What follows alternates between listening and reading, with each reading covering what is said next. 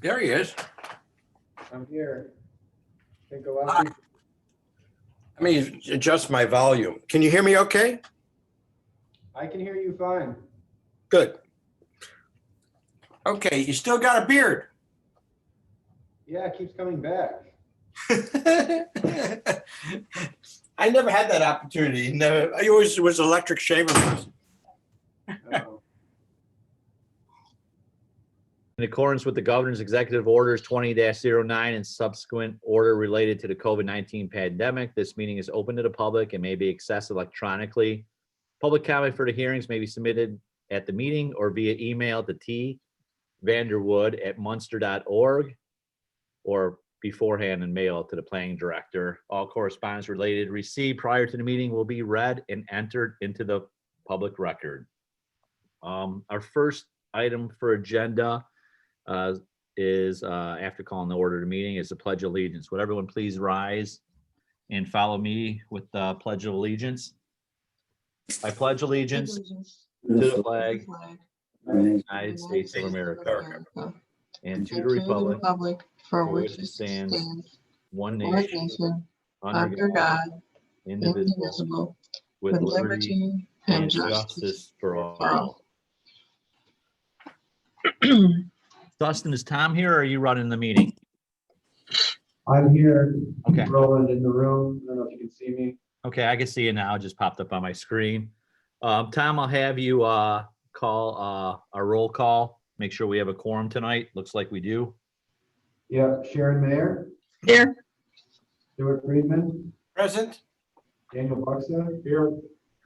Jonathan Peterson. Here. And Chairman Rappin. Here. Our next item on the agenda is approval of minutes from November 10th, 2020.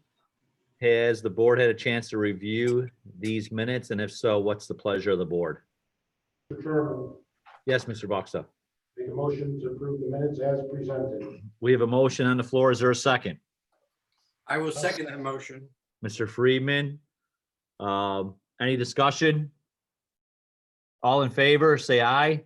Aye. Aye. Any opposed? Tom, motion passes. The next item on the agenda is a preliminary hearing. It is BZA docket 20-015, Humane Indiana requesting approval of variance to permit a window sign that exceeds the 25% maximum area of a window and exceeds the number of window signs at 421 45th Street. Tom, I'll turn this over to you for a presentation to the board. Thank you. The subject property is the Humane Indiana building located here on 45th Street. The background on this application is that in the course of doing a remodeling, the applicant installed this cut vinyl window sign, which you can see here on the image on your screen. They did not apply for a sign permit at the time, and consequently it was installed in a way that doesn't meet our codes. It was noticed by one of our code enforcement officers. They did apply for a permit.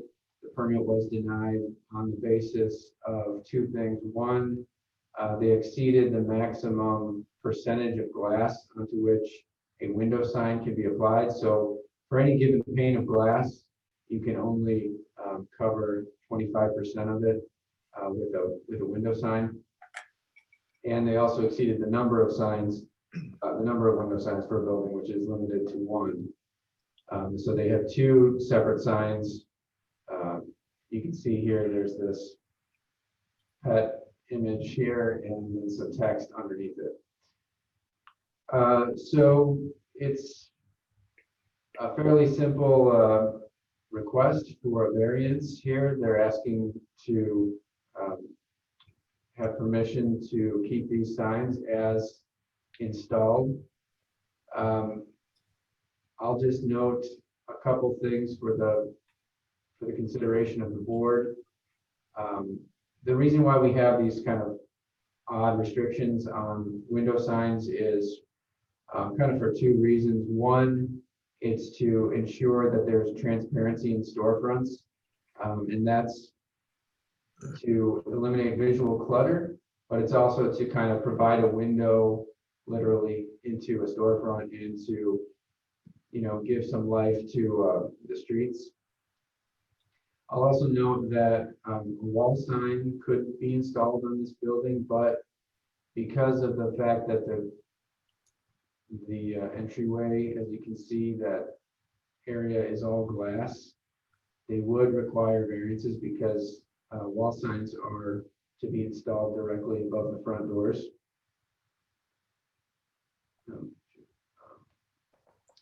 And thirdly, I'll note that, sorry, I have to admit somebody into the room. I'll note that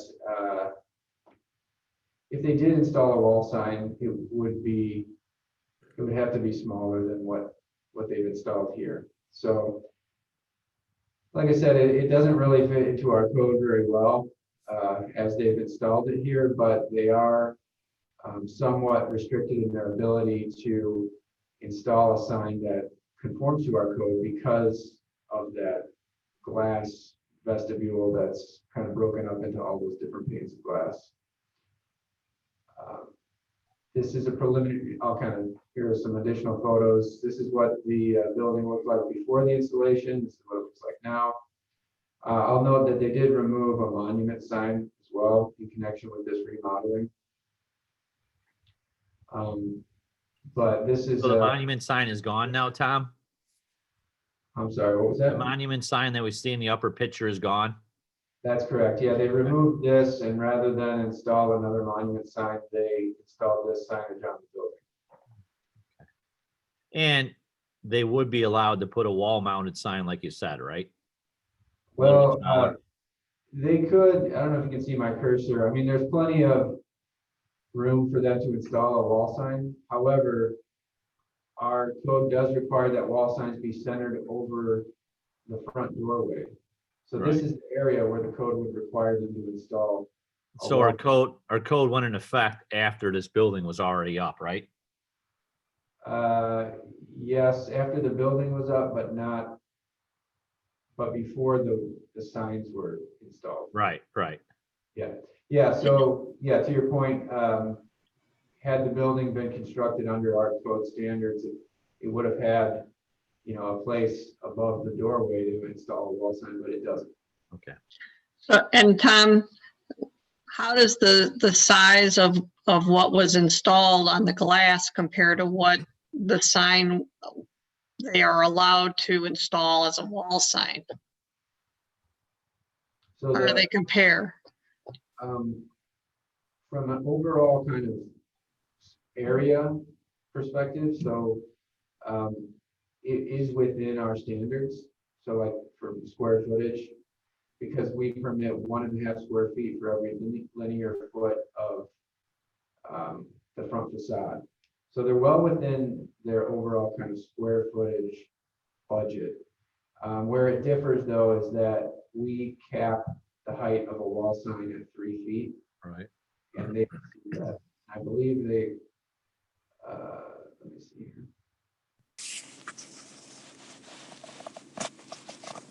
Sign itself is 5 feet.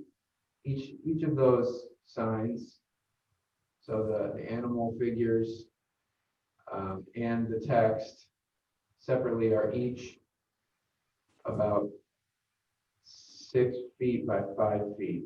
So 6 feet wide by 5 feet high. So they would exceed that 3 foot maximum height. So like I said, in Any terms other of- questions from the board? Yes, I have a Mr. question. Freeman? So let me see if I understand it. If the animals were removed from this glass, then it would be satisfactory or no? No, because the overall height of just those letters is about 5 feet, and we cap the height of a wall sign at 3 feet. And what is their hardship that they're claiming? I don't understand. Well, I would guess it would be the glass entryway. They can't put a sign up there, Mr. Freeman. due to the glass, because that's where we want the sign. And second of all, they're probably locked in by the design of, you see the mullions in the glass, the green stuff. They're kind of locked in by the location of the glass mullions on that window on where they could put a sign long ways horizontally. So in order to comply with the code, they would have had to put a sign across that entryway glass that was wider and shorter. So instead of being, what was it?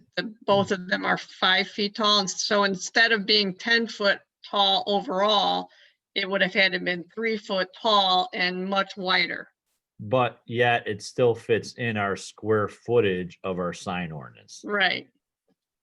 So what I truly do not understand is that they did this they removed the monument sign, and they did this without even thinking of approaching the town and finding out whether they were allowed to do this?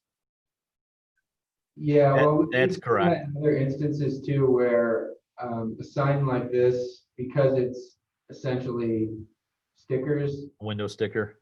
is not always thought to be, a sign per se. And so we've seen that a number of times where window signs are installed without permits. So Right. should Does Yeah. not fit permanently. but it's important for us as the BZA to be consistent. I mean, we've denied signage with, Jewel Supermarket and huge signs. And just because they designed this building this way, and they installed it without asking permission first, doesn't mean that they're entitled to a variance. That would be correct, Mr. Freeman. So the question is that I'm worried about precedent, that if we would allow something like this, we would have a hard time if somebody else came in and said they wanted to have a huge glass entryway like this, and that's where they want to put their sign. So I'm just raising that issue with the board. Yeah, Stuart, to your point, I think if you were to grant a variance, you probably would not want to grant it on the basis of the lack of, that they installed the sign without a permit. Now they retroactively want approval. I think, and I can tell you that Brian Fitzpatrick of Humane Indiana is on Zoom. If you'd like to speak directly with him as a representative of the petition. Absolutely. I have a quick question before we go Yes, to the Ms. Mayor. petitioner.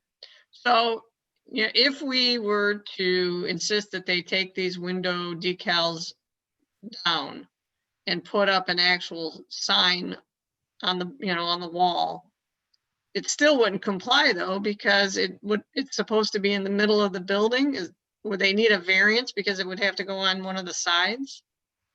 That would be my opinion. They would need a variance to put a wall-mounted sign on their masonry part of their building, which would be off-center, and in my opinion, wouldn't be as aesthetically pleasing as putting the window stickers on the glass. That's probably the least obtrusive sign you could put on that building. I agree.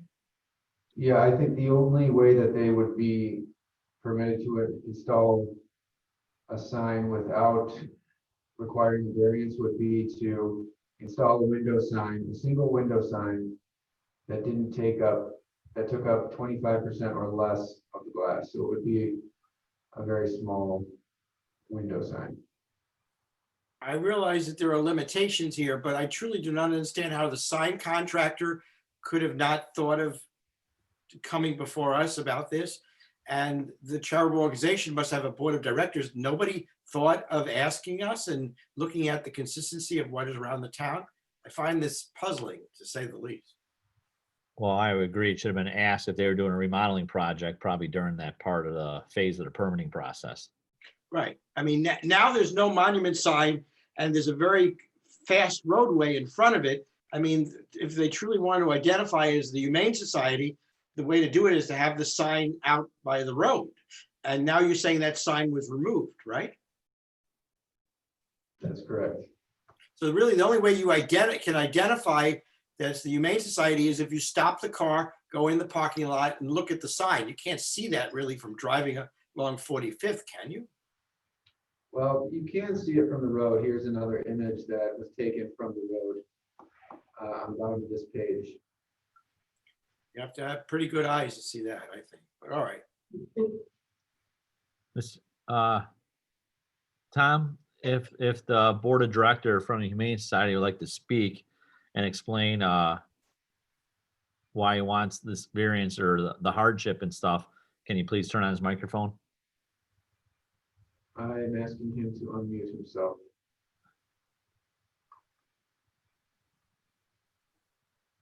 Good evening. Can you hear me? Yes, is it Mr. Fitzpatrick? Is that correct?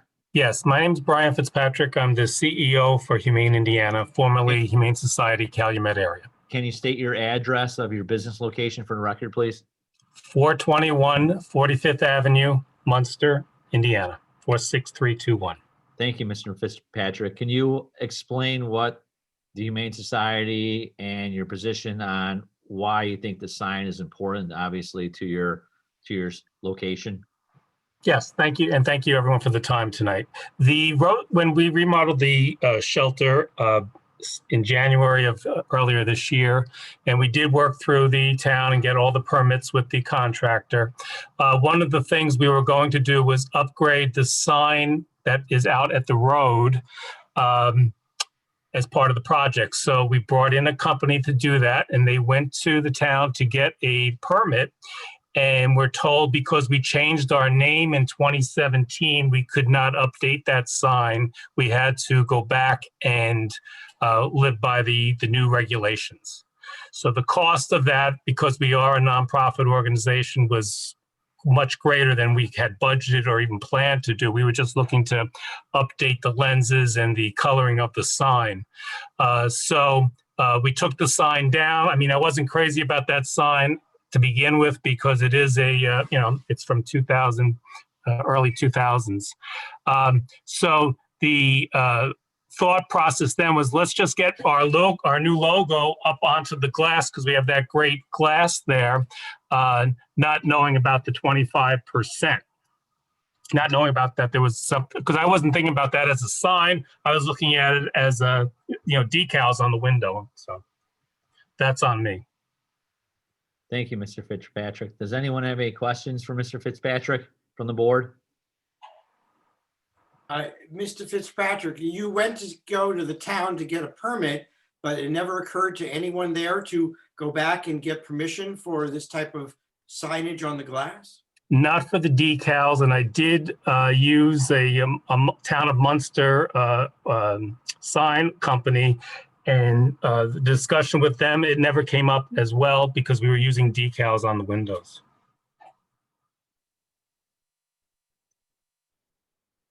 Okay. Remember, board, this is a preliminary hearing, so we're looking for a motion to set this for public hearing. Chairman, Anyone from the board? Any questions? Roland, here, Mr. Buxa. Mr. Buxa, did you set this? Did you make a motion? Mr. Chairman, yes, I'm making a motion to set for public hearing and meet all of this requirements. Do we have a second? Graffin, I second that motion. Mr. Peterson seconds. Tom, would you please, any discussion on this motion? Tom, would you please call roll? Sharon Mayer, Yes, Stuart Friedman, Yes, Daniel Buxa, Yes, Jonathan Peterson, Yes, and Roland Raffin. Yes. Mr. Fitzpatrick, please work with the Town of Munster staff regarding making sure that you meet all the public notification requirements for your public hearing next month. Thank you. I appreciate everyone's time. Thank you. The next item is a public hearing. It's BZA docket 20-012 B Corridor Chicago LLC, represented by Kimberly Horn, requesting approval of developmental standard variances from table 266405A7 of the Munster zoning ordinance to expand driveway beyond the maximum permitted width, to permit off-street parking in the first layer, to permit off-street loading in the first layer, and to waive the required screening for loading areas from table 26640503, to waive the minimum dimensions for a parking area. Tom, I know this is a secondary meeting on this, so you can give us a kind of a brief reintroduction to this again. uh, we held a public hearing on, or you held a public hearing on this project last month. As Do we you- continue it to keep it open to the public, or do we close it? The public hearing was opened and closed. Okay, However, I suppose you could probably reopen it if you cared to. sure. As you kind of described, the project is to widen this driveway. Bear with me while I get to the plan sheet here. Mr. Chairman, Yes, Mr. Peterson. I am looking at the recommendations from staff, and maybe I can save us all some time here. It's my understanding we received a letter from a representative asking if this matter be tabled until the January meeting. Mr. Vanderwood, could you please confirm that? Yes, absolutely, yes. After the last meeting, I spoke with Nate Groff, who's the engineer representing GE on this. And he and GE were talking internally about how they might be able to implement some of the recommendations that were given to them by the board at the last meeting. Specifically, they were looking into off-peak hours deliveries and some other logistic issues. At the time of, as of last week, they had not been seeing any sort of results from making some of those changes, but they believe that it might take a few weeks to kind of work through their system and get things changed around. So in light of that, they did submit a letter requesting that the project be, or the application rather, be tabled to January. Mr. Raffin, I make Yeah. a motion to table this petition until the January BZA meeting. We got a motion to table this petition. Do we have a second? I'll second that. We have a second. Is there any discussion? Before I call roll, Tom, I just want to bring up to you, if you look at that driveway entrance right now, then you have the parking lot that's just to the west of that building. I mean, just to the west of that new construction concrete roadway. Do you know, like, that parking lot in front of the building right now, it's just packed with semi-trailers and everything? Yeah, I know that happens from time to time. Yeah. It's unusual, but this is their busiest time of the year. I know. I just think, obviously, if you're working with Kimberly Horn and we're working through these problems of logistics and transportation, they might want to look at maybe widening that road to have an extra curb lane for their trucks to wait along the side down there. We might want to look at removing that dirt berm to the west of their parking lot, that maybe they can make off storage on that part of the building instead of in front of their building. So there's a bunch of options. And I walked the site and talked to saw one of the G representatives just because I was just walking around there looking the other day.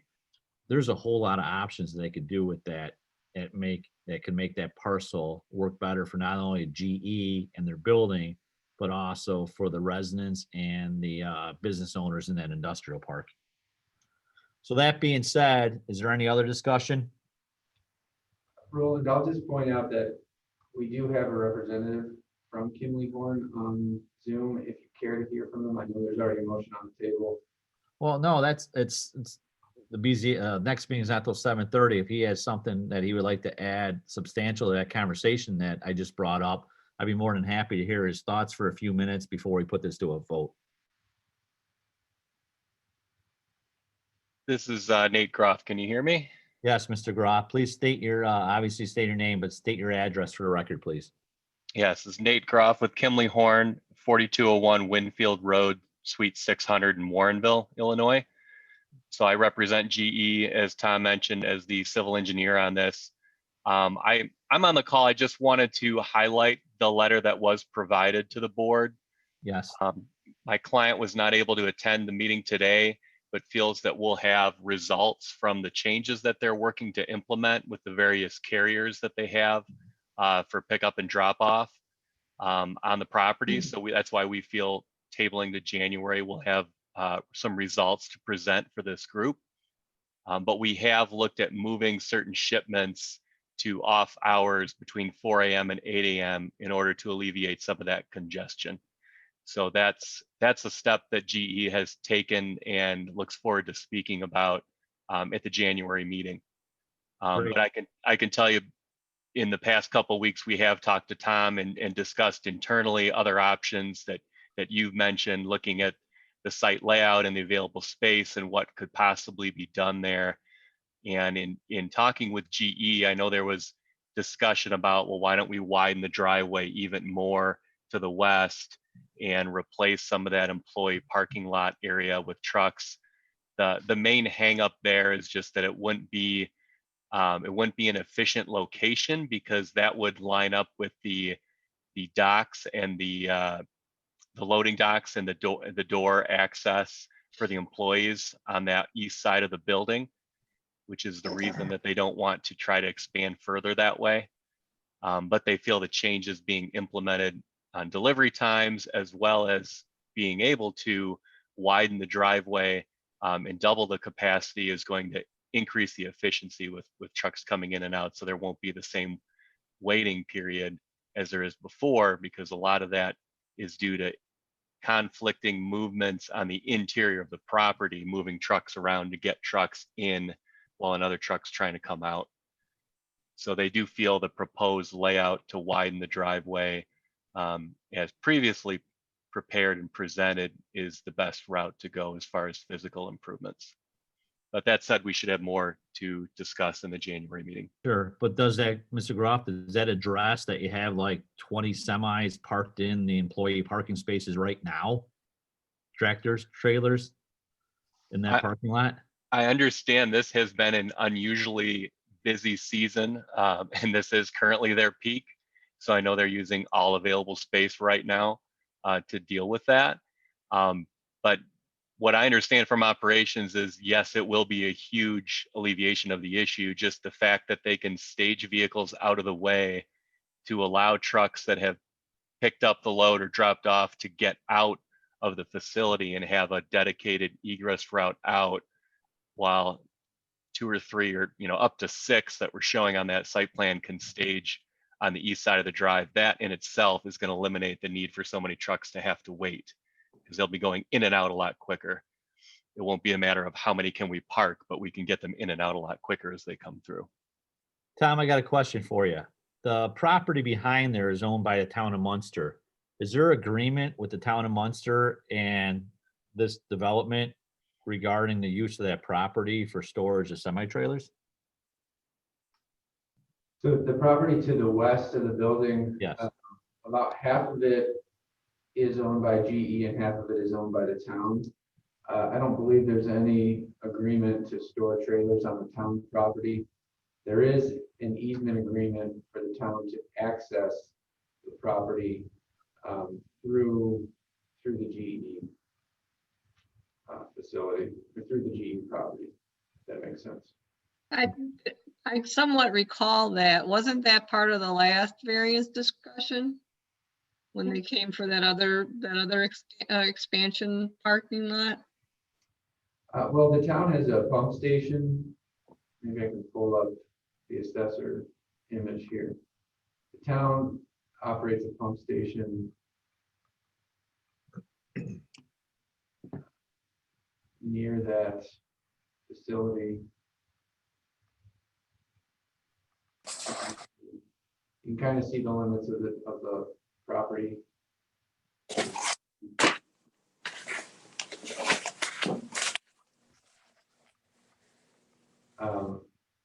You can see my cursor. Yeah, GE owns this.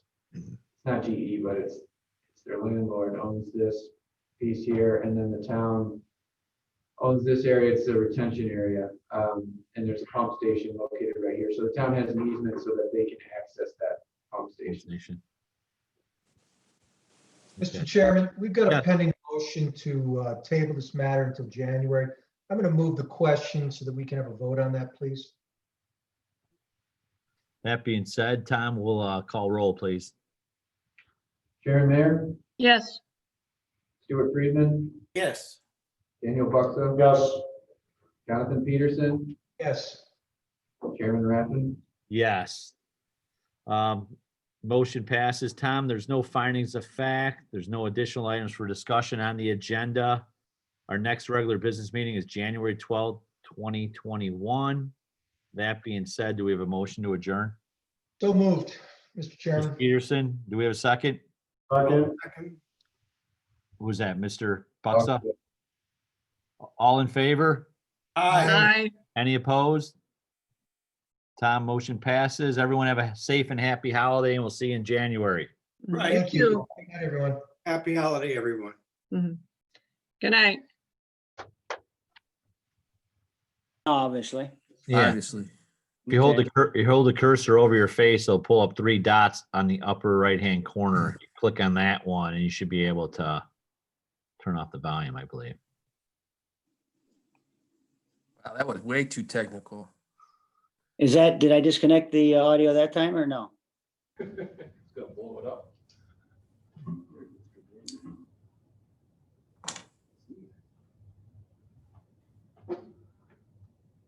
Baker, you're attending by Zoom. I am. Well, you know me, Stuart. After a while hanging out with you, I start picking up some of your good habits. That's good. That's good. I trust your family. Everybody is safe, right? Everybody's doing well, and yours? Everybody's okay. Thank goodness. Yeah. Yes. We're trying to manage the difference between physical health and mental health. That's a Yeah, tough well- balance. Well, this pandemic is certainly driving me nuts. That's for sure. Yeah. Well, according to my wife, I've already checked that box, so I don't know what's going to happen after this.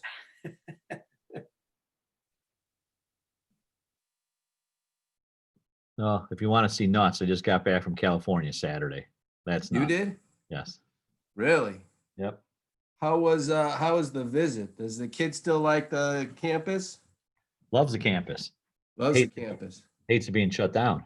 Yeah. Which part of California? Southern California? Yeah, I was at University of Southern California College this weekend. Oh, wow. Yeah, it's a mess. Yeah. We stayed in Laguna, though, Orange County. Yeah. Boy, all those restaurants with no business. I wonder how they're doing.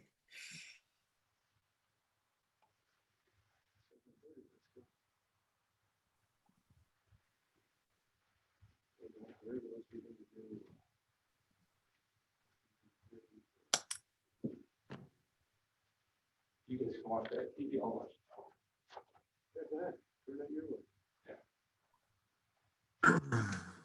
All right, Bill, it's 7:30 and I do see a. Ready to go?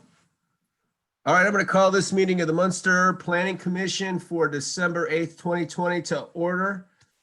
Please set your phones on stun, turn the game down, and make sure your mics are doing what they're supposed to. And we need to do the Pledge of Allegiance. I see the flag, Bill. There it is.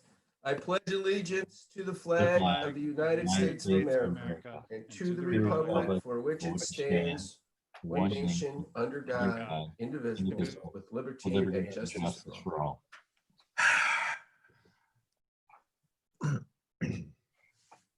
All right, folks, let's move. Vanderwood, roll call, please. Counselor Gardner, Present. Counselor Tulowitzki, Present. Stuart Friedman, Present. Roland Raffin, Here. Chairman Baker, Present. Counselor Kulturitis and Brian Speck are both absent with notice. Okay, gives us a quorum. Let's keep moving. The minutes from November 10th. Have you all had a chance to review those? Or are there any comments, questions, modifications, motions? What say you? I move we accept the minutes from the November 12th meeting as presented. I will second that motion.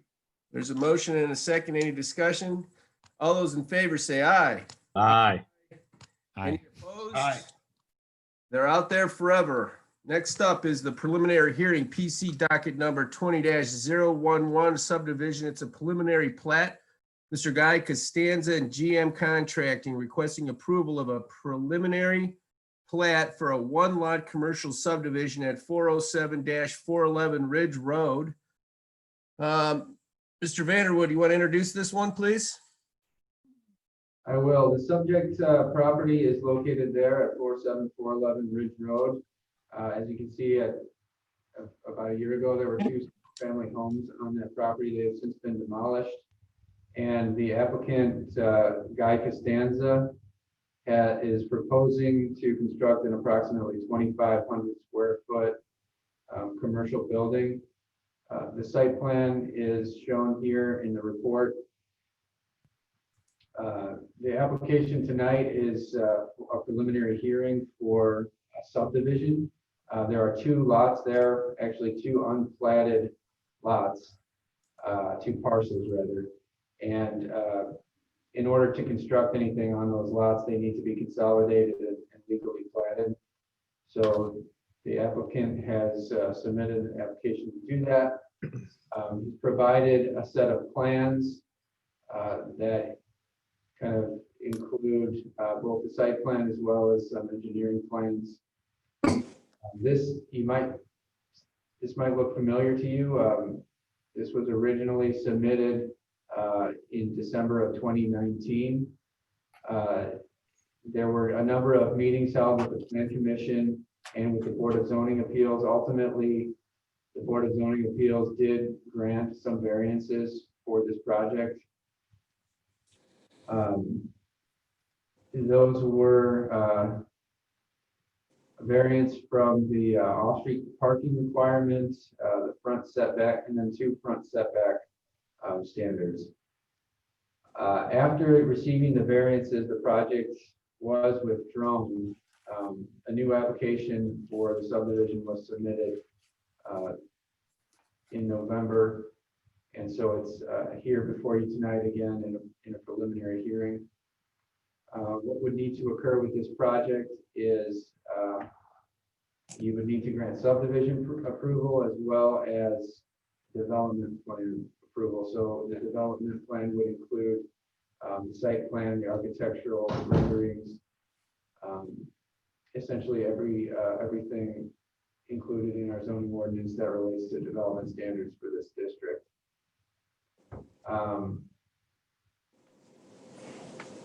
We do have some recommendations here for some revisions that need to be made to the site plan in order for it to be approved under our zoning ordinance. Those are listed here. I can go through them all if you like, Chairman Baker. No, we could read. If anybody doesn't have those to read, say something now. I mean, I'm of the opinion that, this is set for scheduling of a public hearing. If the board has some things that they like to talk through on this particular thing, we've seen it numerous times. The man still is looking to develop this site. What do y'all feel about this thing? Mr. Anyone? Big, Yes. this is Chair, Mr. Raffin. I agree with the staff's recommendations on this property for it to move forward. I'd like to see those brought into the developmental plans for the public hearing.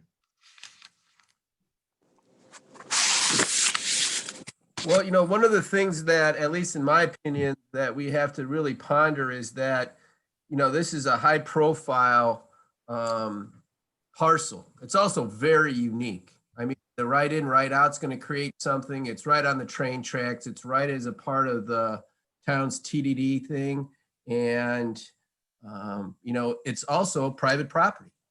So we have to at least provide an avenue for the developer to invest in the community. And we've talked numerous times with regards to having a private or an actual final user, but there's a thing out there in the business called speculative building, and I'm viewing this as a speculative building now. Correct me if I'll see it differently, but he's putting up a spec building and wants to try to develop basically an eyesore in the community for a number of years now. I don't want to get too aggressive, or I would recommend we not get too aggressive in limiting what could happen at this site. Does that make sense? Well, that's kind of painted with a broad brush, Mr. Baker. Is there anything specific on this, on the town of Munster's recommendations regarding the plat or the site plans that you disagree with? No, I mean, most of them are what would be required anyway, isn't it? Right. I would say so. I mean, so, outside of, seeing the finals, which would be the next meeting, I assume, as far as the building materials and the aesthetics, the box is the box. And if we're comfortable with it sitting at that location, we've talked about it numerous times. I don't think things have changed, but, that's what I'm putting out there. I mean, the man's gone through a lot of stuff here, and Tom and staff has worked on this diligently, so let's go. Well, like I said, I agree with the town of Munster's recommendations. And also, I know we talked about seeing this as a 2-story building, whether you have upstairs or not. We wanted the facade to look like a 2-story building for depth on Ridge Road. Yeah. Mr. Raffin, is that to assume that since you like what was recommended, you're going to make a motion to send this to schedule for a public hearing? Absolutely. I'll make a motion to set this for public hearing. So there's a motion. Is there a second? Mr. Chairman, I will second that. All right, and a second. Is there any discussion now moving this on for, next month? Chairman, Help me, because I can't see everybody. Chairman Baker, this Yeah. is Chuck Gardner. I would also concur with Roland with regards to the revise or the plans should incorporate the different ideas and concepts and recommendations from the staff at the public hearing. Even though we've seen these plans for a while, they haven't really been changed for the last 6 to 8 months also. So, and I know that staff has worked with the developer on these and it's given these recommendations before, so. And Mr. Chairman, I agree with Mr. Gardner. I mean, I want to see a classy looking building on this dominant corner of our TOD district. If it looks like a little mini mall or a strip mall, I'm going to reject the building design and standards of this building when it comes in front of us. It's going to have to look like a Class A looking building. I understand. And I think one of the things also that's important, at least with this building, considering the location, is the west end of the building facing the railroad tracks. And that looks as aesthetic as the south end and the east end. So It's a 4-sided a building. couple of things to Baker. ponder as well. All 4 sides need to look like the front. I agree. It has to be quite aesthetic and because this is a priority for us because of where it's located. Chairman Baker, I know that there are some representatives of the applicant here on the Zoom. I don't know if you can see them. I'm not sure if they're interested in speaking, but I'll just let you know that they're here. I believe John Reed and Don Torringa are here. All right, there's a motion and a second. Gentlemen, would you like to do this? Because, it's the holiday season and I'm all about giving. So if you want to have something to say, by all means. Looking at their excited faces, I would say that they don't have anything to add to this. So be that as it may, we have a motion and a second. Mr. Vanderwood, I'm calling the roll on this one. Councilor Gardner, Yes. Councilor Tulowitzki, Yes. Stuart Friedman, Yes. Roland Raffin, Yes. Chairman Baker. Yes. All right, folks, we'll see you next at the next scheduled public hearing. Make sure you work with staff and Mr. Wickland as far as getting all the notices and everything out. We will, very much. thank you. Thank you all very much. All right, next up on the agenda is a public hearing, PC docket 20-008, B Corps. You can read the rest of that. Assuming I read it correctly. Mr. Vanderwood, I was listening to the BZA and that was tabled. Does that have an effect on this particular line item? It does, yeah. The applicant here is requesting some variances and development plan approval in order to widen their driveway and install new parking spaces at their, at the GE Appliance Distribution Center at 475 Superior Avenue. In order to accomplish those modifications, they'll need, I believe, 3 variances to be granted from the Board of Zoning Appeals. They requested that their petition at the Board of Zoning Appeals be tabled so that they can continue to make some logistic changes and improve their sort of flow through their yard, implement some off-street or off-peak deliveries, and see what effect that will have on their overall operations, whether or not it'll make their proposal a little more effective. I believe we have a representative here from Kimley Horn, which is their engineering firm. If they would like to say anything, I'll just say that because those variances were not approved by the Board of Zoning Appeals, I would recommend that this be tabled by the Planning Commission as well. Mr. Chairman, I'll make a motion to table this petition. There's a motion. Is there a second? Second. Any discussion?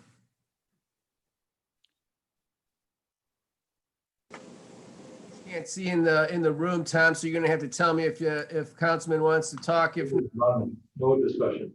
Yeah, we're all nothing. good to go, let's roll call that, please. Councilor Gardner, Yes. Councilor Tulowitzki, Yes. Stuart Friedman, Yes, Roland Raffin, Yes. and Chairman Baker. Yes. All right, moving right along. There's no developmental plan reviews. Finding of facts, be there none. Other business, additional items for discussion. PC 2010, David Katona and Katona Development LLC requesting final plat approval for Fairway Addition, a 25-lot residential subdivision. A recent subdivision of the property located at 8105 and 8250 Castle Drive. Mr. Vanderwood. Thank you. Yeah, the applicant here is David Katona, Katona Development LLC. He had applied for and received a preliminary plat approval from the Planning Commission earlier this year for a 25-lot subdivision, which is called the Fairway Addition. At the time of preliminary plat approval, they're given permission to essentially go ahead and begin constructing the public improvements. In order for any buildings to actually be built on the subdivision, they need to either complete those public improvements or submit a bond in lieu of completion of the improvements, and then to guarantee those improvements. So over the summer and up until Monday of this week, they've been completing that work. Staff did inspect the work on December 1st, so last week, and provided a list of items that had to be completed. Those are listed in the staff report. I could go through them if you would like me to, but I could also just tell you that they have completed every one of those sort of outstanding items. They provided a maintenance bond in the amount of $111,000. The town council accepted that bond and the improvements via resolution last night, kind of contingent upon a final review by staff.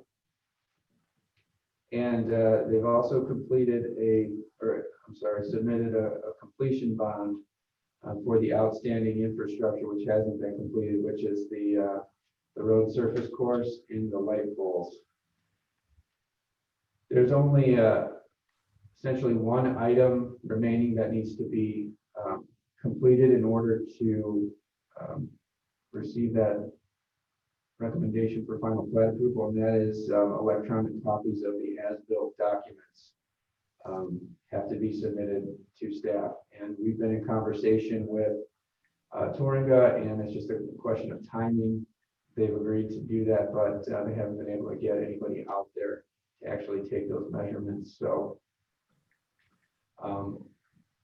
I know in my staff report, I did not have any recommendation because we were still kind of going through all those, through that checklist, but as of tonight, I would recommend that the town plan commission grant final plat approval, essentially contingent upon the receipt of the electronic copies of the as-built documents. Mr. Chairman, I'll make that motion that Tom just said. All right, there's a motion to approve this for the final plan approval. Is there a second? I'll second. And a second discussion? Tom, we talked a little bit prior to the meeting. The town is going to be plowing all these streets, these new streets, and the final top coat's not down yet.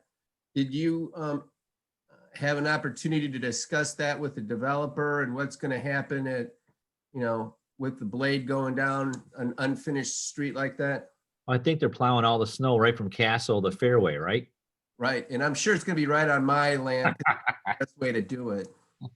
They do it anyway, so what the hell's a little more? Well, I got a straight run to your house, Bill. It'll help the town. There's no more U-turns. No, I mean, seriously, I mean, they're plowing the street and there's gonna be that, that curb gap and then the manhole covers.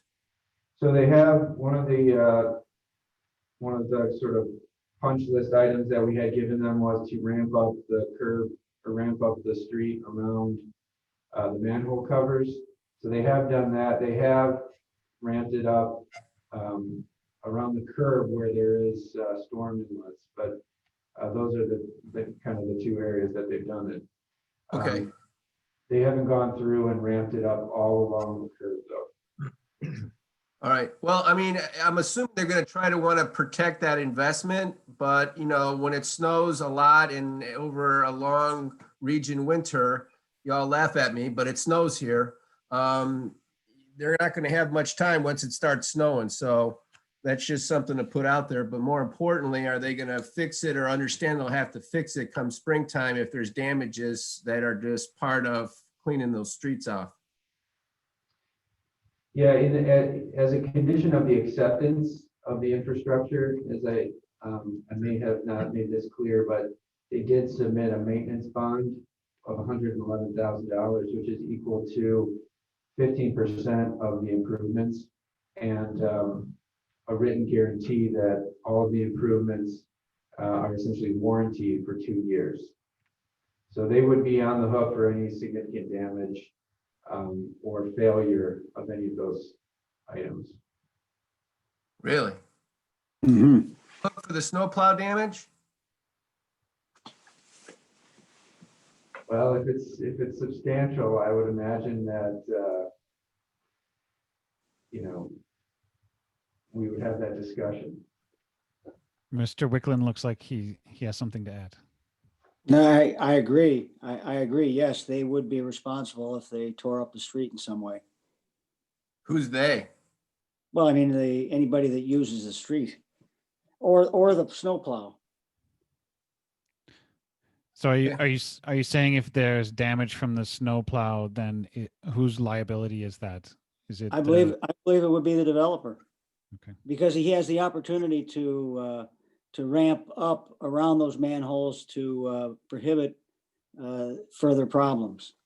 I don't think it's the manholes, if I heard properly, but it's the balance of the curb along the entire street. I would lump the curb in with the manholes. So I think that maybe, the developer would need to know that and just to expedite whatever Band-Aid they're going to put on it before the snow flies. Next couple of days is supposed to be 50. So instead of playing golf, maybe they could work on the street, huh? Okay, is there any other discussion on this?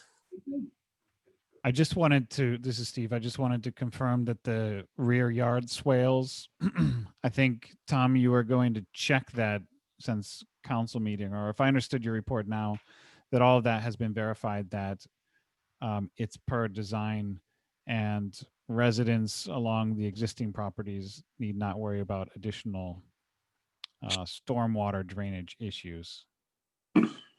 Yeah, so they have installed all the rear yard drains, and they've gone out and not completed the final grading of those swales, but that'll be completed as each house is constructed and they finally grade out every lot. But they have completed a rough grading of the swales. And you'll also have to turn in a final grading plan for each house when the house is finished before final occupancy. That's correct. I'll also point out that both Dave Katona, who is the applicant, and Joe Williamson, who's his partner in the development, are here in the town hall meeting room if you'd like to speak to them directly or ask them any questions. Well, I'm good. that's good to know. I asked my question already, so they're aware of my point as far as the snow flying. Anybody else? Mr. Chairman, I have no concerns with Mr. Williamson and Mr. Katona, both stand-up builders, local, and I know they're gonna do the subdivision right. I concur. Yeah, I appreciate the speed with which this has all gone. I haven't seen many developments, but I do walk this area several times a week, and it's all seemed to be done as promised. You know, so it's been an impressive build. I like how it looks. So excited about this development. Just and I think the rear yard swales, I know that was the main concern of one of the primary concerns of the residents. You know, what's gonna happen with the height of these other properties. And so as long as we're right now in a place where we're confident it's not worse than it was prior to the development starting, and that it will be, as Mr. Ruffin said, according to the final spec as presented when the properties are built, then I'm happy with this and excited for it to move on. Mr. Chairman, I believe there's a motion and a second on the floor. I'd like to call for a vote. I agree. Mr. Vanderwood. Councilor Gardner, Yes. Councilor Tulowitzki, Yes. Stuart Friedman, Yes, Roland Raffin, Yes. Chairman Baker. Yes. Motion carries. Congratulations, gentlemen. Thank you. All right, next up, Calumet Ridge Streetscape Plan Presentation. Mr. Vanderwood. Thank you. We've been working with Tesca Associates and Sam Schwartz Associates on a plan, the Ridge Road and Calumet Avenue streetscaping plan, since spring of this year. We've conducted a number of public involvement activities, and we'd like to share the results of the planning process thus far. We're in the second of 3 steps, and bear with me, I'm trying to find the right thing here on the Zoom.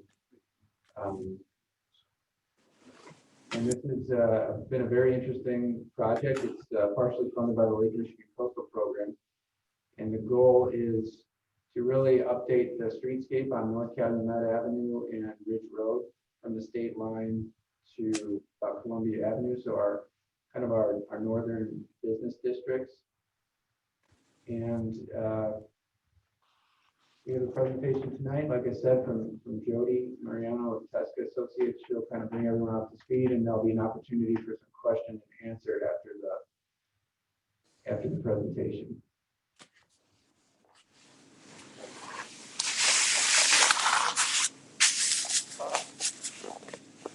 I'm having difficulty figuring out how to share the screen now.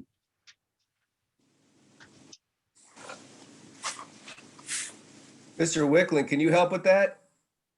Go. Way to go, David. That's not fair now. I've got it now. So I had to stop sharing, and now I'm going to allow Jody to speak and to share her screen. Okay. Let's see here. Jody, can you share your screen? Yes, now I can. Thank you. Good evening, everybody. I'm Jody Mariano with Tesca Associates, and thank you for having me attend tonight's Plan Commission meeting. Is everybody able to see my screen? Yes. Yes. Wonderful. So just as Tom mentioned, at this time, we're about halfway through our study. Now is a great time to share our progress and to receive your inputs. So I understand you had a very full agenda and a previous meeting, of course. I'm going to try and keep this presentation to about 20 to 25 minutes. Does that still work for you all?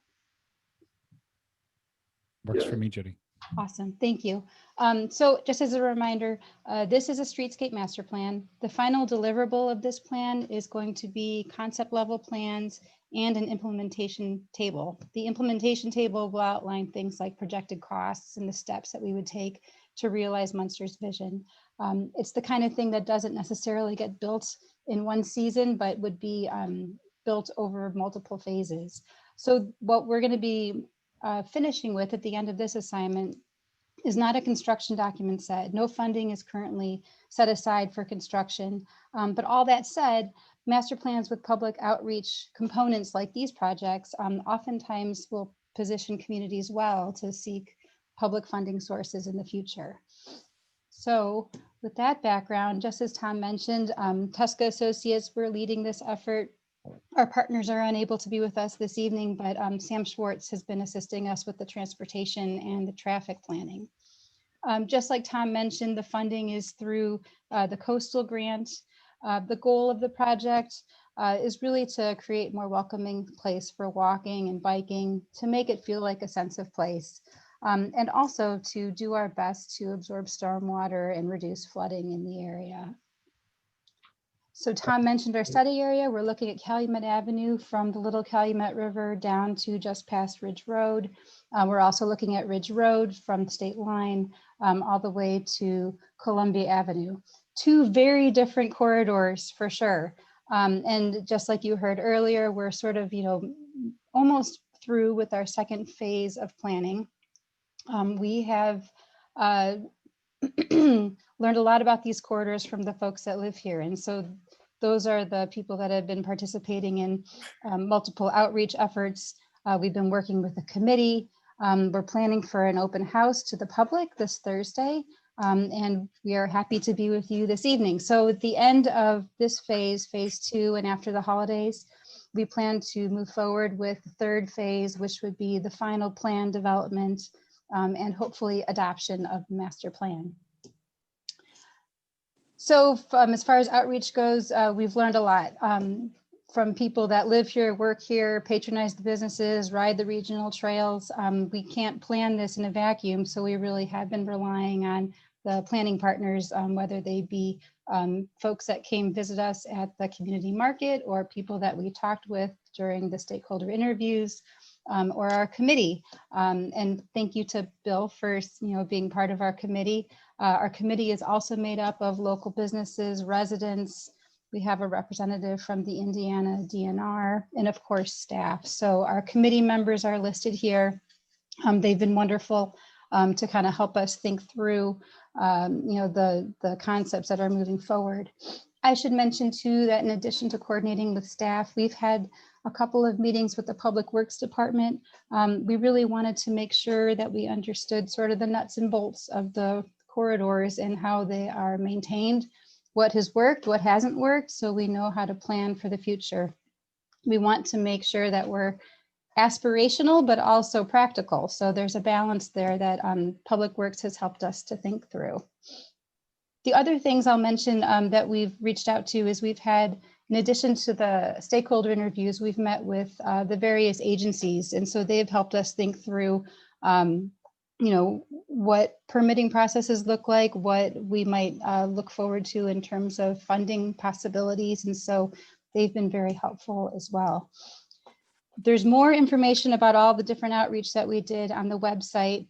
In the interest of time, I just wanted to pare down some of the key takeaways that we heard from each of the corridors. So for Calumet, no surprise that the sidewalks and crossings are generally perceived to not be very friendly to walk and ride bikes along. There has been a lot of comments about wanting to calm traffic along Calumet, especially close to the interstate entrance and exits, there's just a lot of speeding traffic and a lot of accidents, frankly. We heard comments about left turning movements that are perceived as being very challenging when folks are making a left turn from the businesses onto the corridor itself. There's a lot of utility poles in the area, a lot of comments that they're unsightly.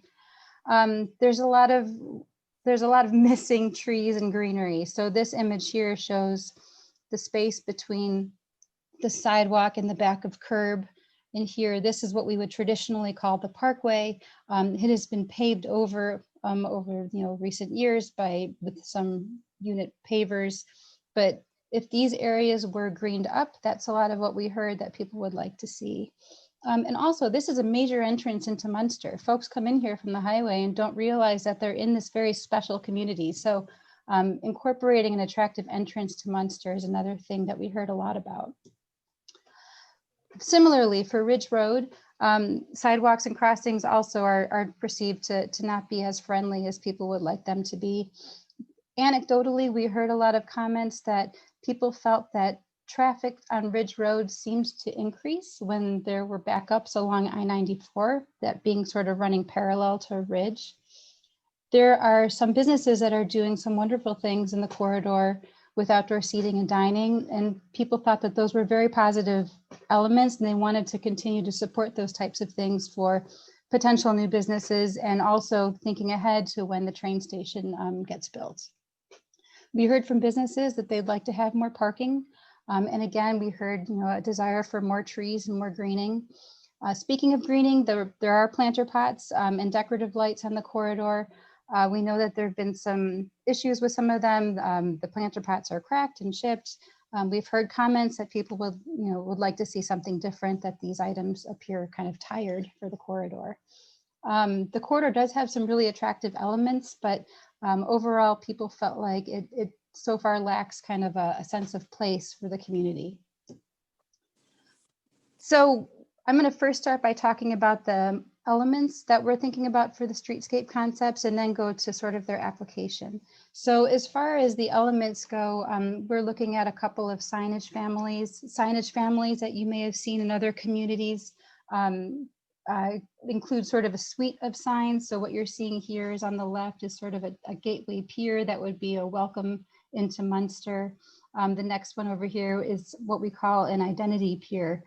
In our research, we got very excited about the history of the ancient shoreline that used to run where Ridge is. And so we thought this could be an opportunity to start to tell a story about that shoreline, and that these signs could act as sort of an elevational datum, that there could be sort of prints or graphics on that sign that tell where the shoreline used to be and where settlement used to be, and start to kind of retell some of that history.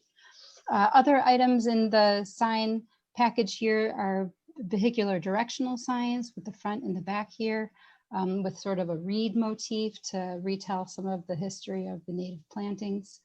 These would be signs to let you know how to get to major destinations in town, signs to promote parking, signs to give direction to and from the regional trails. So we make sure that we can try and pull people off of the trails and use the businesses, and also kiosks to provide a place for the community and businesses to post events and activities in town. So this is one concept. It's made out of metal types of components, something that could kind of be reminiscent of post-industrial landscapes with Corten steel, or something that looks like Corten steel. A second option, a little bit more traditional, and again with native materials, would be using timber and stone for the same types of features that we talked about. We've also looked at streetscape materials, and we've again wanted to incorporate as many natural materials as possible. So we call this our rustic family. This has sort of thicker pieces of wood. It's a little bit more robust. And then a refined concept that has a little bit more smoother lines. But again, trying to pick up off of the wood materials and the metal materials.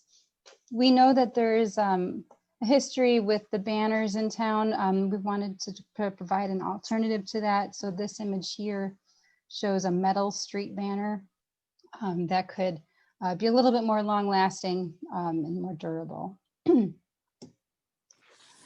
We also put together a suite of plant materials that could be considered. Our criteria were plant materials that are native and salt and urban tolerant.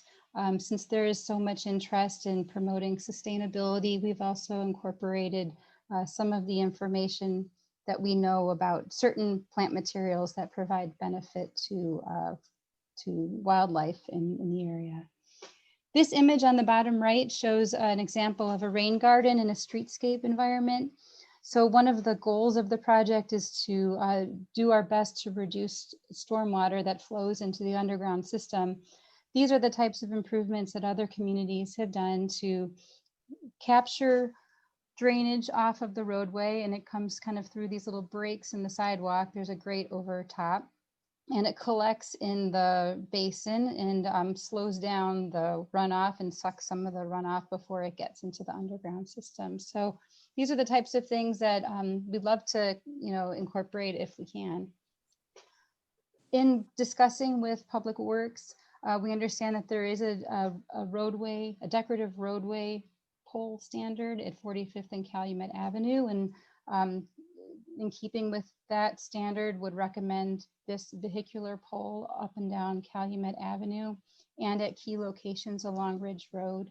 The traffic signals would like to see something that's more decorative, similar to this black traffic signal pole in mast arm. We are looking at options for pedestrian scale lights only at the Ridge Avenue section. These are 3 different light products that we've coordinated with Public Works.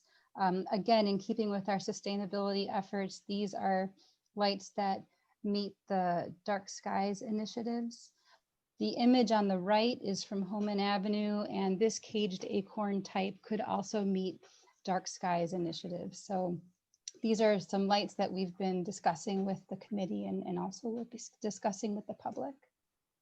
Also opportunities for public art, whether it's painting on walls or painting on pavements. Again, some other decorative elements in looking at things like engravings and painting in native stone to again start to tell that story about the historic shoreline. So to how these get applied, we've approached an organization for the streetscape improvements around minimum versus maximum. Minimum being things that have a minimum impact to the roadway geometry, and maximum being those that have a maximum impact to geometry. The materials that I'm going to share with you are organized by this little key here. So there's the north section, there's the intersection section, which is at Calumet and Ridge, and then there's this west section here along Ridge.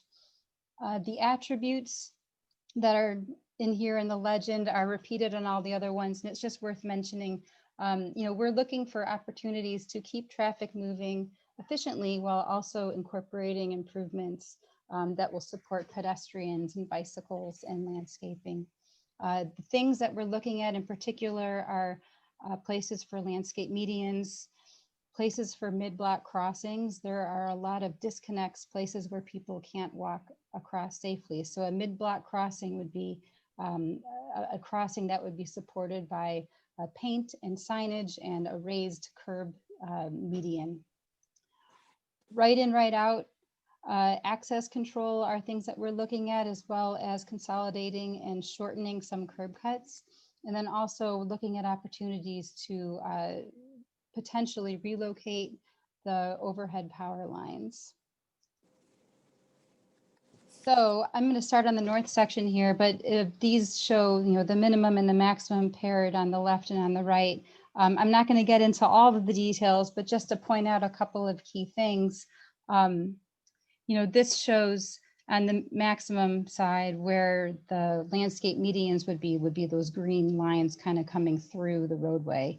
On the minimum side, we don't have those landscape medians at such a length. Those landscape medians would only occur where the mid-block crossings would be.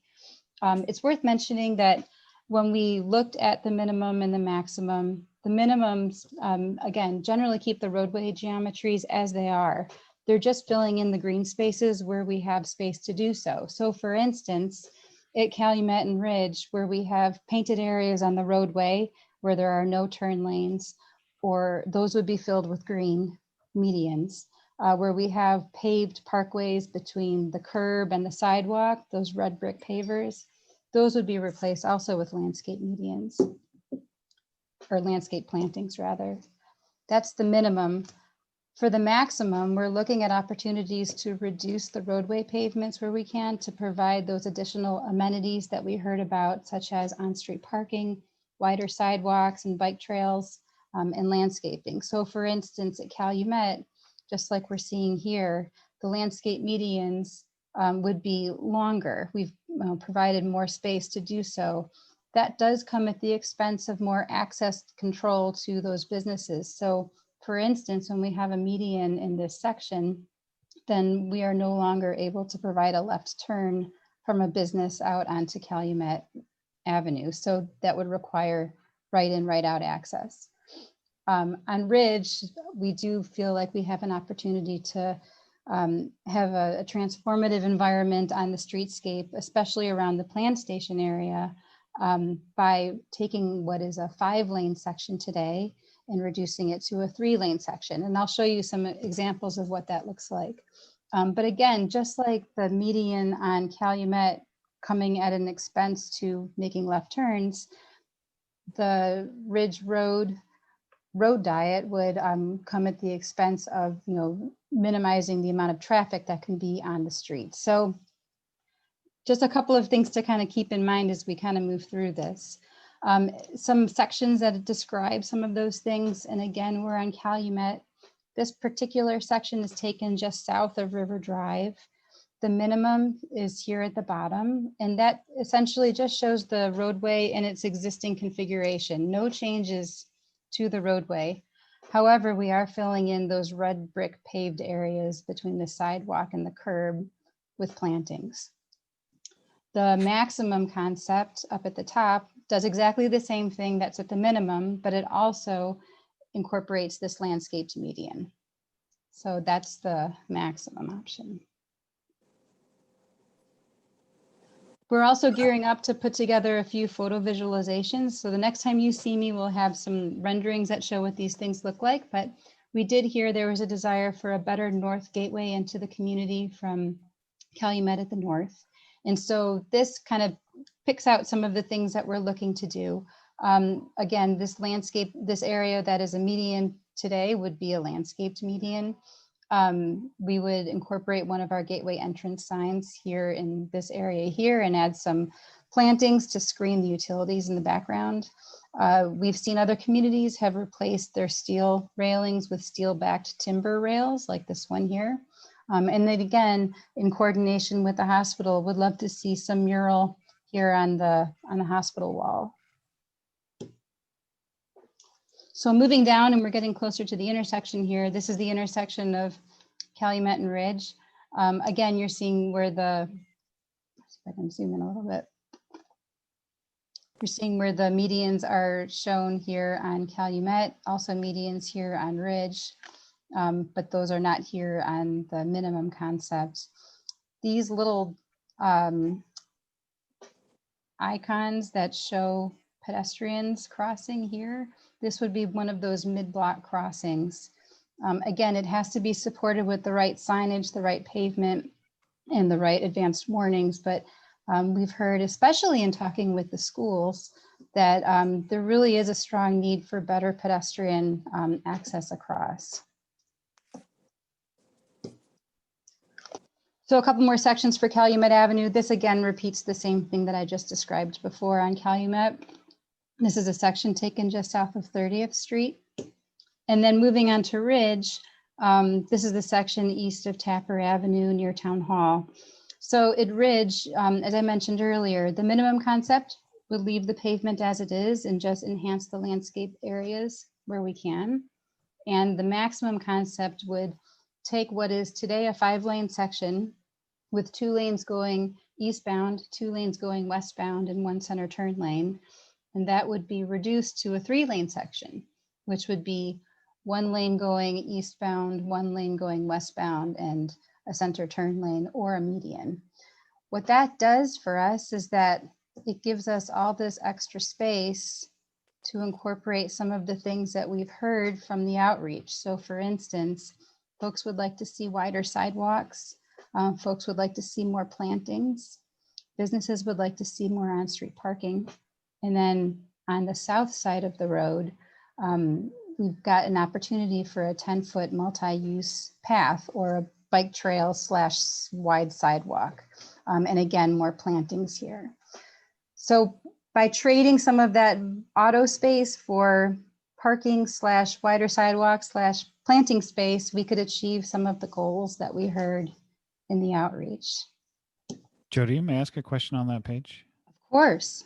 It looks like in the max scenario, the utility lines are also removed. Is that part of the plan for this cross section here? Yes, thank you for mentioning it. So we have been in discussion with the utility company to understand the implications of relocating the overhead wires. And short answer is yes, we think that if we're going to go to these trouble to do all of these improvements, moving the wires is really important. It does come at an expense, of course, and there are different kinds of wires along the corridors. There is a main sort of trunk line that goes up and down Calumet, and then there's more distribution lines on Ridge. So they would have to be dealt with differently depending on the type of overhead wires they are. But yes, especially if we're talking about things like new lighting, we'd like to provide the costs and information to potentially relocate those wires. I'm glad you asked. So here at the intersection, again, you'll see this as a rendering next time you see me, we hope. But, you know, when I talked about those road diet on Ridge, where we are going to be potentially narrowing the roadway, whenever it hits this intersection, it would have to flare back out. So there's a taper and there's roadway geometries that come into that. But for sure, this intersection would most likely stay in the same geometric configuration that it is today, but we can enhance it to make it feel safer to cross. So that would look like things like enhanced crosswalk striping, changing the traffic signals to that decorative pole and mast arm, providing code compliant curb ramps with detectable warnings so that it just feels like when the pedestrians cross, motorists are alerted to where they will be. And then moving on to our west section, here we are with the minimum on the top and the maximum on the bottom. This is Manor, by the way, and so this is where the train station is proposed or planned to go. You know, there's a lot of wonderful opportunities in this area to make this feel more pedestrian friendly, especially where the businesses are pretty close to the street. This starts to feel like a downtown area. And so by adding plantings and enhancing the landscape, we think we can really make this feel like sort of this, you know, the heart of Munster. Some sections along Ridge Road also. So one of the things I didn't mention earlier, but we are looking at sort of a flexible parking arrangement in the minimum concept, and that's what's shown here on the bottom. What this means is that Ridge Road would have the same geometry that it has today, with 2 lanes going eastbound, 2 lanes going westbound, and a turn lane. But during the peak hours, when traffic moves heavily, you know, during rush hour, for instance, that traffic would move just like it does today. In the off-peak times, it could be a flexible parking situation so that there would be signs and there would be probably some markings on the roadway to say that, you know, during certain hours, folks could park on street on the outside lanes, but then during the peak times that would go away and people would have to move. The maximum concept, just like I mentioned before, incorporates this on-street parking area. By the way, I never mentioned it, but the on-street parking is an opportunity for permeable paving. So again, to help our stormwater situation. This is otherwise just like the other maximum concept with the multi-use path on the south side. This is another Ridge Road section, which tells the same thing. I'm going to keep moving in the interest in time. We're really interested in this area where I mentioned the buildings are close to the street.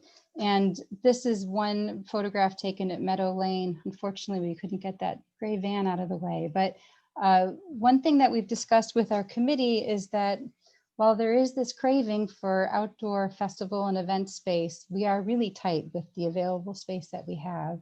So one thought is to take some of these streets, such as this street, which is Meadow, and the first, quarter block or so between Ridge Road and that, next street to the north, would be a sort of a decorative parking lot. It could be on-street parking, and it would have traffic moving through just like it would any other day, but it would have other enhancements like paint on the roadway or movable furniture or overhead lighting, things that could transform it periodically to an event space. So if a business here in this corridor would want to have sort of some sort of event, it could be planned for this type of space. But any other day, it would function just like it does today with on-street parking and travel to and from.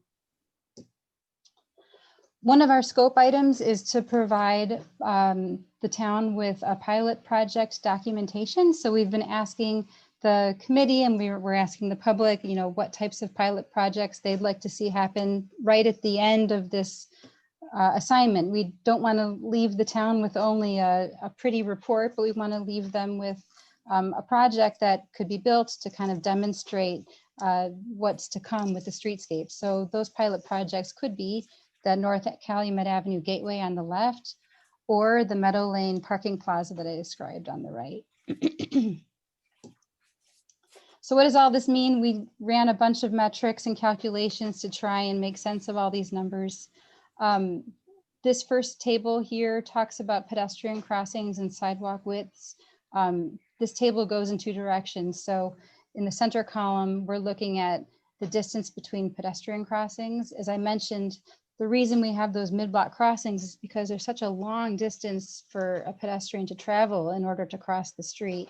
So at Ridge Road, we have a distance between crossings between 300 feet and 2,300 feet, which is quite a long distance to travel. In the minimum and maximum concepts, we were able to shrink that to 1,200. On the Calumet side, same thing, 860 to 1820 linear feet, we were able to shrink those down. The distances of the ped crossings stay about the same.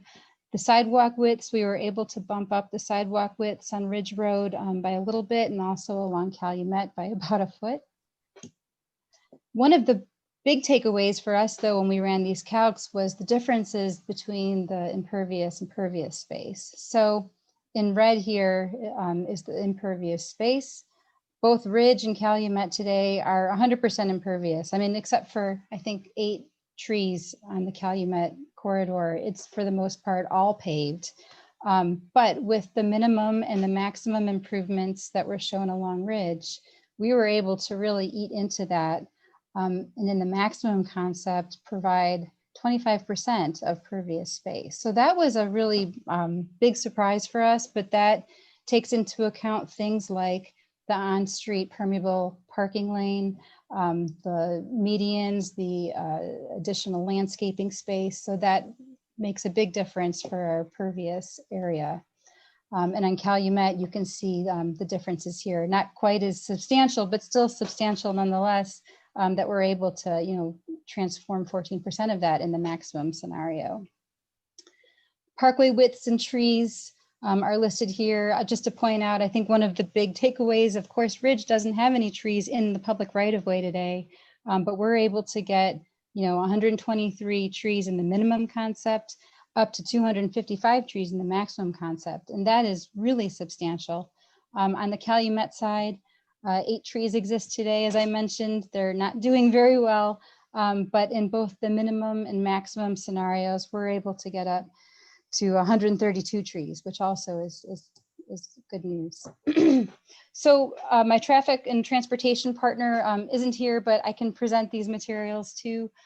we're doing all of this work, as you know, during a pandemic. And so we were unable to run the traffic counts that were initially scoped.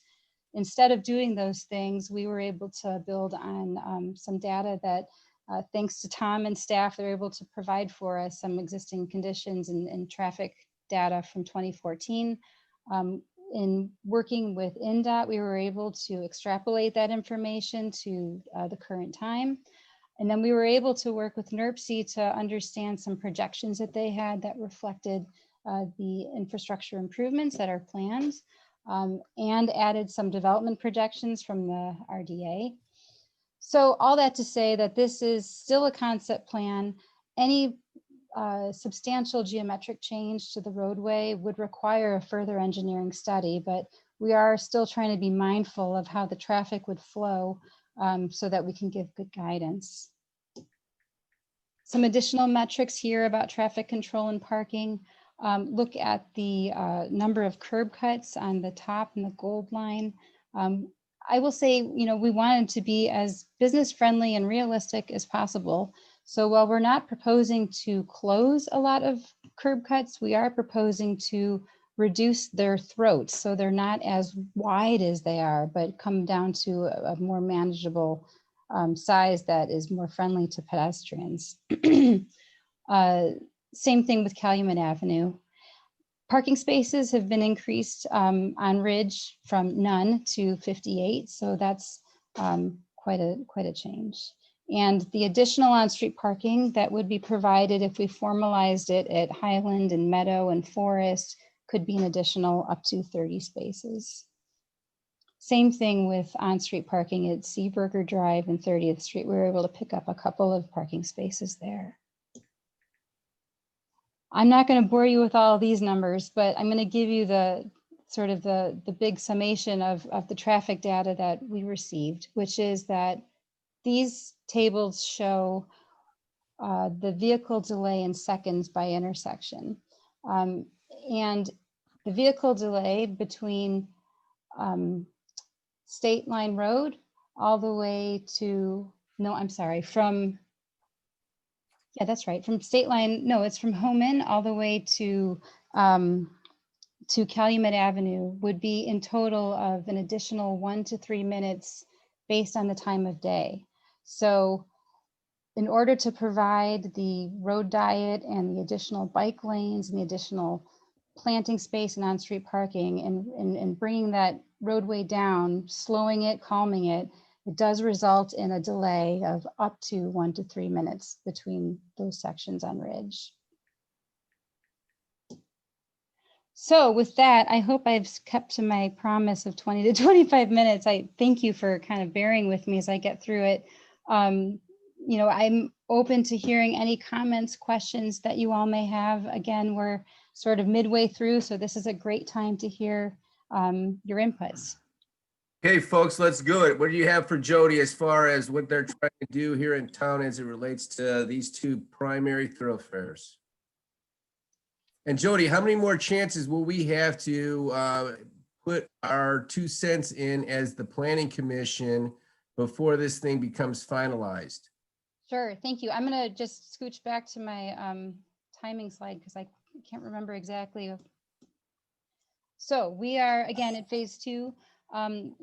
This plan is planning to be finalized next year to March. And so even though this is our, the first time that we're meeting with you all, you are always welcome to provide input. And I would suggest sending it through Tom and it would make it to me. So this isn't the last time at all.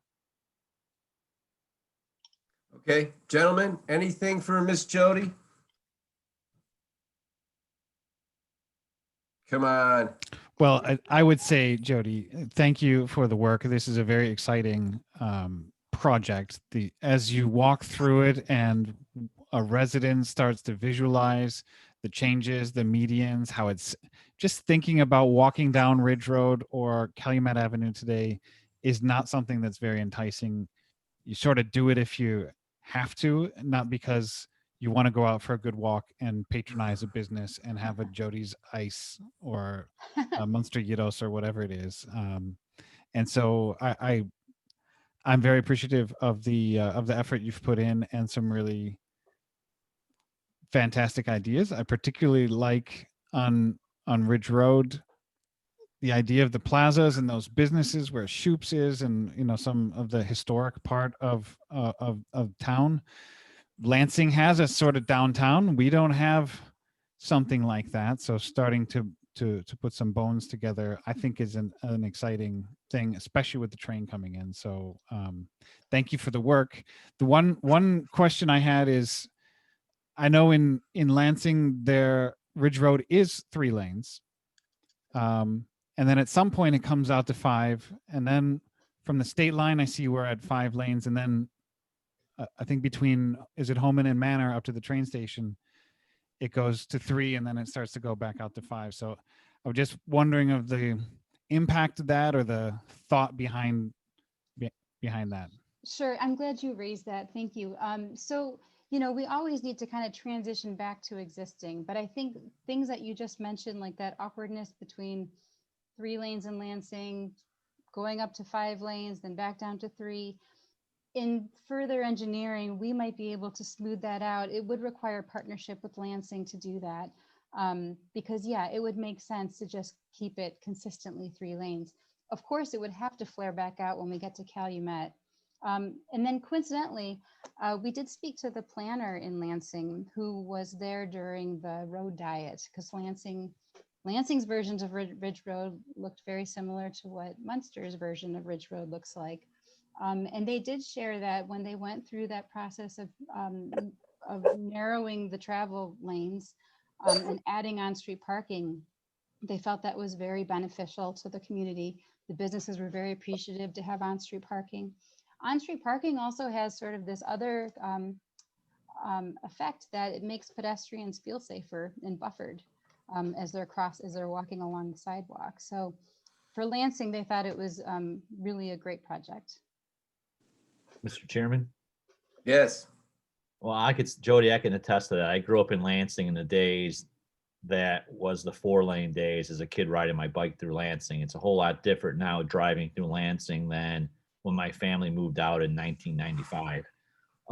Has there been any kind of consideration, and I know I've talked to Dustin and Tom, who could both chime in here, about how do we limit truck traffic going down Calumet Avenue, per se, that we have a lot of cut through traffic that runs obviously all the way from the highway getting down to Route 30. Is there a plan later on down, obviously, I don't know if the town staff could speak of it, obviously, to take this plan from Ridge Road down to 45th Street? So a couple of things. I mean, as far as the truck traffic, we know that there's all of those industrial uses down in Dyer that, trucks are getting from the highway down to Dyer. And so limiting truck traffic might be, something that would need to be studied further. I could say that regarding your question about sort of the wider transportation network, we are sort of looking in this, very narrowed angle look at Ridge and Calumet. But as we've been working through this project and discussing further with staff, and especially in light of the potential for a road diet on Ridge Avenue or Ridge Road, staff felt, and we agree, that a wider lens transportation study is needed in this area so that we can understand better, if something were to happen to Ridge Road, what does that do to the neighborhood streets? So we do have now an addendum to do this work. And so we'll be working closely with Dustin and staff to take a look at the wider transportation networks and how we might right size all of those improvements to make sure that they kind of fit within one another. Great, thank you. Yeah, thank you. Roland, I'll just add to that. One of the things that's really great about this plan that Tesca and Sam Schwartz are putting together is, they're kind of giving us a new sort of aesthetic and like a new aesthetic direction and a kind of a new vision for what our streets can look like and what our streets can be. And to an extent, while we don't have immediate plans to, redesign Calumet Avenue south to 45th Street, or Ridge Road east of Columbia. I think a lot of the concepts that we generate through this public outreach process and through this sort of design thinking will be replicable in other areas of town. Yeah, it looks like it could be moved to any kind of major artery street that we have. Yeah.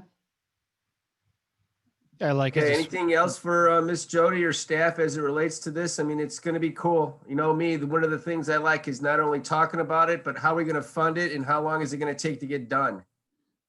So that's part of this, if not with Jody through other means, to be able to try to work through this so we don't get excited about something that we can't pay for.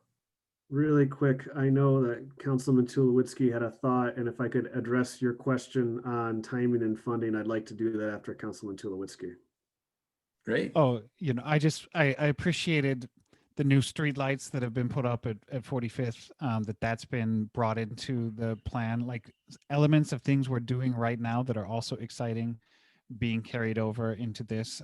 I understand. I think you're also looking at it around the train. Maybe, I don't know if that work has started, but it's going to start. I believe sort of streetscape for that neighborhood. And oh yes, and the wider traffic study, the Plan Commission has before spoken about, and at the last meeting, I believe, Lansing Country Club, whether there's another thoroughfare, how do we get over with some of the truck traffic, and what happens as we have more demand and traffic by having more stuff in town. The other train station is down by Main Street, which is currently a dead end. It may not be wise to stay at dead end for a long time. So I think as we think about what to do with Ridge Road, we can think about those other parallel roads to the south in a wide traffic study. So I'm glad that's being done, and as you think about that as you're in the final phases. Yeah, I'm glad you mentioned that. I mean, looking at the wider lens of all the roads, I mean, we already know where the disconnects are, and when there are further disconnects, it pushes traffic into neighborhood streets. And so the more we can make better connections in that wider study and understand how those can work together, I think that we could have a much more cohesive system. My last question was, how will you choose the pilot? I think it's to Chairman Baker's point, seeing something really makes it come to life. Right at the entrance would be great because a lot of people would see it. At Meadow, that plaza would be great because it'd be functional, but probably have a lot fewer people notice it. Yeah, it's tough. I kind of want to do them both. I will say when we talked with the agencies, one of the benefits of talking with those agencies is that we heard a lot of support and guidance for funds that could help pay for some of these things. So for instance, we heard some funds that are available for tree plantings. And so, it might not be that you get to do it all at once, but maybe we could do the sign and the trees and then come in later with the roadway barrier, for instance. By the way, this image on the right from Meadow Lane, this is a project that we worked on in the city of Chicago in one of the neighborhoods that was nothing more than traffic paint and a very creative mural artist. And now they're coming in and adding the site furnishings, which are just made out of wood. And it's really very simple, relatively inexpensive products that make for a really great, exciting space. And now more than ever, people are really, really hungry for outdoor space. Well, and the Munster Civic Foundation is also looking for ways to create a sense of place, and so it's good timing to be looking at that. That's great. Yeah, and just like Tom mentioned, these things are certainly transferable to other areas in Munster. Okay, Dustin, thank you for your patience. No, just a quick note on feasibility and timeline. So I imagine that this would begin sooner rather than later. The town has been very judicious and strategically patient with how we've used some of our funds, especially TIF, and that has paid dividends with what we've seen with the expedience of the construction of 45th and Calumet. And we have also been looking at this project broadly, globally, for personally about 3-4 years. So we have money that can be programmed to begin implementation on whatever flavor of intervention, maximum or minimum that you're looking for. That doesn't mean we can get it done with a wave of a wand. Would that I could, but we are poised to implement. And another tool in that toolbox for implementation is the broader transit development district function that the RDA brings to the table. Now, that in and of itself isn't going to do anything. It's just like having a nice drill in a toolbox in the garage. Just because you have it doesn't mean you can do anything with it. You need to know how to pick it up, conceive of what to do with it, and then use that tool to build something. And that's exactly what we're doing here. Jody is harnessing the vision of the community, the steering committee, the plan commission, the town council. That's the plan, right? Once we have a plan, I have a whole box of tools. The town of Munster has a whole box of tools that we can pick up that we know how to use to build that plan. So I think, you know, this is not going to be something that goes on a binder on a shelf and collects dust at all. Thank goodness. Thank you. Well said. Anybody else? Thank you, Jody, very much. That was an excellent presentation. We look forward to the next time we get together. Thank you very much. I appreciate it. Okay, gentlemen, ladies, anything else for the good of the order? Mr. Chairman. Next meeting is adjourned. No, before you adjourn, Oh.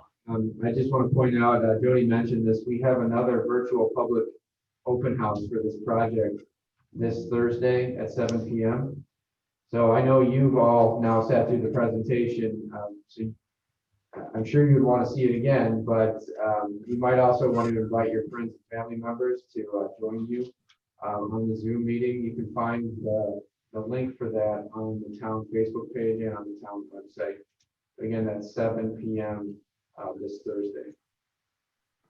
Good point. Thank you. Yeah, we welcome as many people as would like to come. And also our website is munsterstreetscape.com. So, or munsterstreetscape.org. So all the materials are also on there as well. Will there be anything different about the meeting Thursday, or basically what we're seeing today? You know, thank you for asking. I think the presentation will probably be very similar to what you saw tonight. At the end of the presentation, though, we've been using this online polling software that allows folks to answer polls using their smartphones. And the results of everybody's polls come to me in real time and get uploaded to my screen, which is pretty cool because people are able to kind of see what their friends and neighbors are saying, and we can get some sort of instant feedback. So that will be the only new thing that would happen on Thursday evening. Yeah, poll everywhere, I think is cool. So will residents also get a chance to ask questions like we have or make comments? We will. I think it'll be a slightly different format. I default to Tom as to how that will work. Yeah, it'll be less of a sort of open discussion like we're doing tonight, and it'll be questions will have to be submitted via writing through the chat box. But yeah, everyone will be able to ask questions, and we will have some interaction. And I could just add, you know, we've been welcoming input to the website ever since the project began. So as far as, you know, continuous input, people have been able to just, you know, provide an email, which comes directly to me, and we answer those emails. All of the polls that we do, so separate of the online polling I just mentioned, we separately have neighborhood poll number 2, which just opened, and we ask a series of questions. Each of those questions also allows folks to write any comment they want to. So we've been tallying all of those materials as well. There is no shortage of options to provide input, and we've been enjoying hearing them all. That's well said. All right, anything else? No. All right, I'm gonna try again. Next scheduled meeting is January 12th, 2021. It's for a new year, and I'll entertain a motion to adjourn. Don't So move, moved. Mr. Chairman. Great. All right.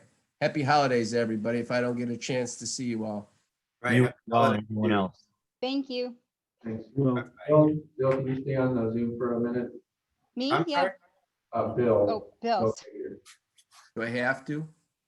I can't force you to, but I know. Yes, Mr. Vanderwood, I'd be more than happy to stay on after school. consider it extra credit, Bill. Extra credit, baby. Or detention. no, just real quickly, we have to get your signature on the final plat for the Fairway edition. Okay. What would the best way to get that plat to you for signature? Didn't we do it last time where you rolled it up with the pen and put it in a tube and just put it at the front stoop?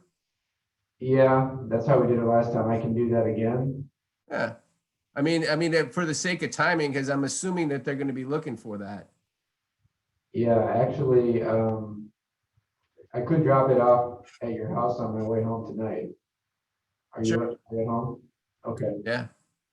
All right, I'll put it in. It's okay that I don't have to sign it tonight because I'm going to watch the game and trying to go to bed. But I mean, are you going to sit here and want to wait for it? You can sign it tomorrow morning. It's fine. All right. Yeah. I mean, I'll just assume it's out there. I'll put the light on and you could just drop it off and then I'll sign it and you can pick it up in the morning. How's that? you're not gonna leave it out there all night, are you?